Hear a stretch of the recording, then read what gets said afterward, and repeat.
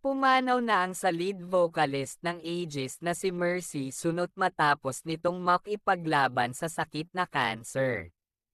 Nagluluksa ngayon ang OPM industry pati na rin ang mga fans na si Mercy Sunot ang lead vocalist ng legendary band na Aegis, matapos pumanaw ni Mercy November 18, sa edad na 48 years old. Ayon sa Aegis sa isang Facebook post, "It is with heavy hearts that we share the news of the passing of Mercy, one of the beloved vocalists of Aegis band.